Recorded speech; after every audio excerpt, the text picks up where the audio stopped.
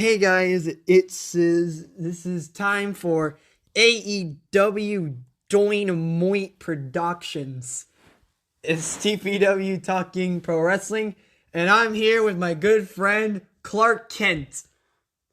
Just Clark. No Kent, no relation to the flying man of multicolors. But yeah, good to be on. I like TPW, so thanks for having me. No, get out. What? No, I'm just kidding. You can be here because you're Clark Kent. Stop saying that. Anyway, last week's Dynamite, as you know, ended in dramatic fashion during the steel cage match with Kenny Omega and Jon Moxley. And Clark Kent, you ready for this? Ready? I don't know who the Kent part is, but yeah, go on. Kenny Omega, after he went for the one-winged angel, the ref went for the count, and then Don Callis hit Kenny Omega right in the face, in the forehead, with a screwdriver. So it was Don Callis in the ring with the screwdriver. Yes, Clark Kent. Callis is expected to be in Texas, but will he give a reason for attacking his long friend during the cage match with Jon Moxley? That's the question. I think he will. I don't think no matter what his rationale he's going to give is going to be good enough. I think a lot of people are going to be upset. Whatever. He's a piece of crap. That's what it is. Maybe he'll say that. Maybe he'll say he's ready to go on to the next thing. He has been kind of following or kind of boosting Takeshita a lot lately, so. Whatever you say, Clark Kent. I'm going to pick your nose. AEW Dynamite. I don't know if I told you this, but AEW Dynamite takes place in Austin, Texas this week. Home of the natural Dustin Rhodes, which looking around, I've looked in a bunch of articles and I still haven't found anything. So there you go there. Yeah, that's happening. No Dustin Rhodes to be seen anywhere. No, we hear from him or Dustin Rhodes versus or Naturally Limitless versus. None of that. I mean, he talked on Rampage, I think. Maybe it was Dynamite. This is Rampage. Either way, he talked about how they were going to be in Austin, his backyard. So I think he's going to do something. But yeah, I know they haven't announced anything. Okay. Anyway, of course, as per usual, AEW is also on TBS for the United States and Fight TV pretty much everywhere else. Anyway, coming up next here, we will also hear from the man of the hour, the man of AEW, the man known as the president, Tony Khan. We will hear what he has to say. Speaking within new content. Collision's coming. You think he's just going to get on again this week and say, tune in next week to hear more information, and then just drop like more hints about what it is? Like about what's going on weekends from AEW. Like maybe that'll be what he says. You think he's going to do that again? No. I was so mad when he got on air and was like, tune in next week to find out more information. I was like, bro, why did you do that? Why didn't you have just like some random announcer do that? Why did he have to get on? It didn't make any sense to me. But to get people interested. It is what it is. I guess difference. I just think he should have handled that differently. But I get it. They're trying to build hype for whatever their announcement is, which is most likely Collision. Most likely Collision, but or maybe they're trying to work out more details and they had the spot already for it. So I don't know. Anyway, and coming up as well, we've got a big trio. Well, not really a big trios match, but we got a trios match set as well for the women. The Outcasts will take on Jamie Hayter, Britt Baker, and the returning Hikaru Shida. That'll be good. Meh. I'm kind of meh about it. I think the Outcasts win, but they cheat somehow. Yeah. That's my prediction. Yeah. I think that too. But, all three of the Outcasts are, high caliber wrestlers in their own right. Toni Storm, Ruby Soho. Yeah. Saraya's been kind of hit or miss on some of her matches, though, for me. Yeah, I'm sure she's still dusting off ring rust and trying to work into what she's comfortable doing, because, it's been a long time. Well, and really her mic skills, at least in AEW, have mainly been "this is my house" or "this is our house." That's literally been it. It's kind of the equivalent to Cody saying, "my father is Dusty." Except it's actually funny. And it's actually something interesting to me. Yeah, I think she's okay. I don't think she's... I guess I didn't follow her previously, so I don't know. I can't really compare how she used to be, but I think her mic skills are okay. But I'm with you. I don't think they're anything that's amazing. I don't get excited when she gets to get on. But I think Ruby does a really good job of doing her part, and I think she kind of helps get the group on like a subject that makes like when they have airtime a lot more interesting. Yeah. Yeah. But I also like the feud between the Outcasts and the Homegrowns. Yeah, I could use some work, but yeah, I'm enjoying it as much as I can with the women's division not being booked very well. Yeah, and it is giving them more screen time, so that's nice because it's an underutilized division. The Impact's doing right by actually giving them an actual name and calling them the Knockouts division and not just being known as the women's division. Impact's doing something right, in my opinion. What do you think AEW should call the women's division? I don't know, not just women's division. I don't know, it's weird to me. To me, it's weird. But I know that a lot of people are like meh about it. Or some people are like, if this were to change, this would be bad. Or something like that. I'm not... Hypothetically, if AEW was like, we're going to call it something else, I'd be on board with that. I don't have a problem with knockouts or whatever. I also don't have a problem with calling it the women's division. But I'm also with you that AEW does not do a very good job of booking them, of creating better storylines, of utilizing the talent they have in the women's division and or building up the women's division as well as they could. They have a lot of talented wrestlers and people with good mic skills that I don't think they're doing a very good job of using. So, but I wouldn't be mad if they came out tomorrow and were like, we're not calling it the women's division anymore. We're going to call it, I don't know, something else. We're going to call it the non-men's division. I don't know. Whatever they labeled it would be fine with me. I'm not particular, but sounds like a joke you'd find on Discord on Reddit or something. Yeah, non-men's division probably not the right way to go, but you know what I mean. Like, it wouldn't matter to me what they call it, but yeah. Anyway, it says here Sammy Guevara has an opponent, but that's to be announced. I don't know if I don't remember any sort of open challenge match or anything like that being announced. So yeah, but doesn't Jack Perry? Yeah, he has a match. But I don't know about Sammy. I know. I think they're trying to keep it even. I think that's what Darby doesn't have a match though. Yeah, but he probably will on Rampage or something. Yeah, I'm sure they'll throw one in there somewhere.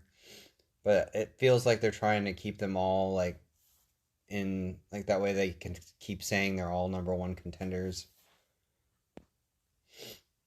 Whoever it is he fights, I bet he wins. Yeah. And I bet Jack Perry wins his match too. speaking of that, he will be taking on La Facción Ingobernables Roosh. That'll be a good match. Roosh is like he's not as high fly as like Jungle Boy is, but he's very talented and he works well with a lot of different wrestlers. Bryan Danielson, one of the most recent examples. That match was amazing. Yeah. So I don't think Roosh gets enough credit for his in-ring work. I think he's a lot better than... Ring of Honor did him well, making him world champion. Him and his feud with Bandito was really good too. Yeah, Bandito's another good example. He's a great wrestler too. Yeah, but then he turned into a best amigo and is getting squashed pretty much in 15 minutes. Yeah, I like the best amigo. I think it's good when wrestlers get to show like a goofy side of their personality. I like it personally, but yeah, hopefully it leads to more than just him getting squashed. I mean, look at Orange Cassidy. Like for a long time he was a joke, and now he's a champion. And whatever. And a champion that's had more championship matches where he's won the belt retained than anybody else. Whatever. With the exception probably of Jade Cargill, she's probably had more. No, she has had more. Scratch. Not probably has had more. And it sucks. Right now, it sucks. It's boring. I could not agree more. It sucks because it's boring. Like, I was excited when they started doing the Ty Valkyrie, but they kind of like felt like they rushed that a little bit. And now she's suspended for who knows how long. I don't know, maybe she'll come back soon, hopefully. But it seemed like a rematch was coming, but then we found out she got suspended, but we don't know how long she's gonna be suspended for. Nobody knows. Mark Sterling hasn't said it. Nobody has mentioned it. Only like the commentators a couple of times were like, Tyler Valkyrie's been suspended, but that's it. I hope your girl that you think's gonna end the reign of Jade Cargill shows up soon. Chris Statlander? Yeah. I mean, I know she was injured and you need to take that seriously, but I'm not trying to rush that. But I hope she recovers and comes in and just ends this real soon. Real soon. Because I don't get me wrong. I think Jade Cargill's really good at what she does, but yeah, I'm ready for somebody else to be TBS champion and Jade to struggle a little bit. Or at least take an L. Take that L. Anyway, that was probably very cringy and people are leaving right now. Maybe. Anyway. Why not? Bullet Club Gold has been formed ever since Jay White showed up to attack Ricky Starks out of nowhere. Ricky Starks was originally supposed to have a match with Rock Hard Juice Robinson, and then Jay White showed up. This was like maybe last month at this point. A couple of times I've been wanting for Headbanger to show up, but he's still technically contracted to New Japan, which that doesn't necessarily mean anything, I know, but still. Yeah, I know. Ozzy. Oi, oi, oi! He showed up, and he's new, well, man. Kyle Fletcher did anyway. Anyway, your point. Go ahead, Headbanger. You were hoping he'd show up, and he a couple of times now, and he hasn't. I'm kind of hoping he does here, but at the same time, if he does show up, let's wait till Double or Nothing for that to happen. You think the Ricky Starks and Anyway, shush. Ricky Starks has a match with Switchblade Jay White. Don't you dare say it. Go on. Don't you dare say it. What's your prediction? I want ELP to show up. I really do. I want him badly to show up. That's bonus points, but that's not a prediction who's going to win the match. I also want to say it. I want to say it no contest because he shows up, but at the same time,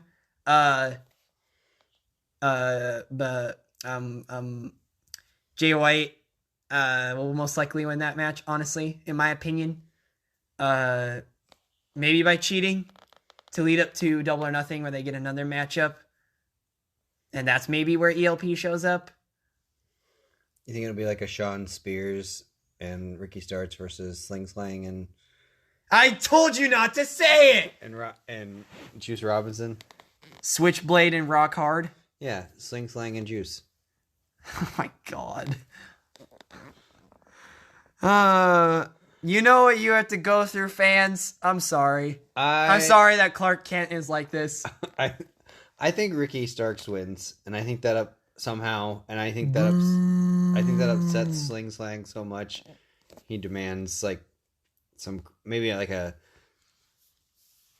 no DQ match or something. I don't know, or maybe they have a 4-way with Juice and Sean Spears. I'm not really sure what happened. Invalid. Nope, we're cutting that out. That's my prediction, is that Sling Slang loses. Sling Slang? Who's Sling Slang? Jay White. Nope, I'm not gonna say that. Anyway. Then finally, what is on here is a very amazing Falls Count Anywhere fight, not a match, fight between You Are Beautiful on the Inside versus insert Kill Switch Engage song here. They don't get names, it's just their theme song. Yep.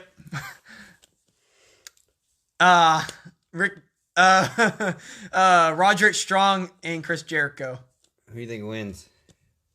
It's a Falls Count Anywhere fight, not match. And it's a build up to Jericho beating the crap out of Adam Cole, but then Adam Cole beats him at Double or Nothing. So Jericho wins. I also think Jericho wins.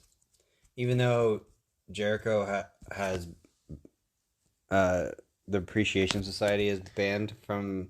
Oh yeah, that's right. Court order. I still think... I order you! I think Jericho has... Order! Somebody else order show up to help him. Or maybe Kyle O'Reilly shows up. Maybe he comes back. I don't know. I think Jericho wins. I think somebody... KOR? I think somebody intervenes. I see. Adam Cole, baby. I also think your headbanger guy doesn't show up this week either. Boo! Or should I say, boom! So I will do my extra credit will be that bonus points. Bonus points, yeah, will be that Jericho does have Clark Kent does have somebody that intervenes in the match, but in the fight, and that's how Roderick loses. I mean, my bonus points goes to Headbanger showing up. I'm that confident. You think Sling Slang's got that much pull? Yes. I think he's got that much riz. I mean, what? Anyway, that's going to be it for TPW Talking Pro Wrestling for this time around. Best of the Super Juniors next episode. Goodbye, everyone. And good night. Nope, not doing that.